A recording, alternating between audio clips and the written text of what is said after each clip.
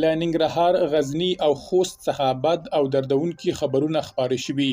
په ننګرهار کې یوه ښځینه روغتیاپاله د امنیې قومندانۍ په څنګ کې د چا لخوا وژل شوې.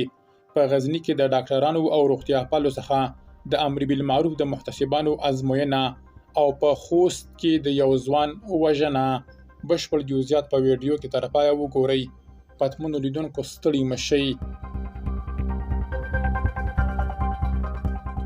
په غزني کې د امر بالمعروف لخوا له ډاکټرانو او د عامه روغتیا ریاست له کارمنانو څخه د عقیدې ازموینه اخیستل کیږي.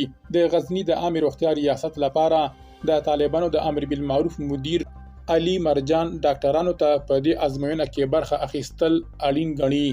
ډاکټران وايي نوموړی تل ډاکټرانو او روغتیاپالو ته پیغورونه ورکوي او د کافرو خادمین یې بولي.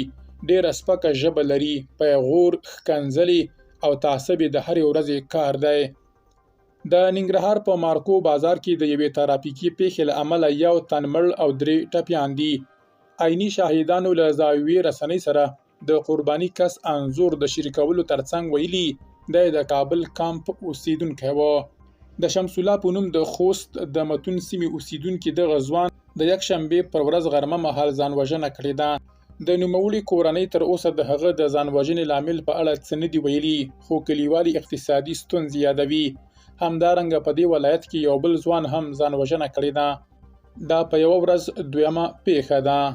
له جلال آباد څخه بېلابېلو سرچینو زاویې ته تایید کړه چې پرون سهار وسلوالو کسانو په الفت مینه کې د امنیې قومندانۍ په 200 میټرۍ کې دندې ته روانه یوه روغتیاپاله شهیده کړې ده.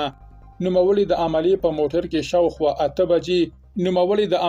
موټر کې شاوخوا 8 بجې د بریدګرو هدف وګرځېده.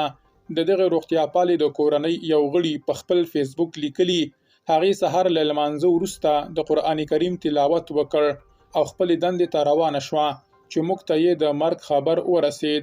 تر اوسه کوم چا د هغې د ترور مسؤلیت پر غاړه نه دی اخیستی او طالبانو هم څه نه دي ویلي.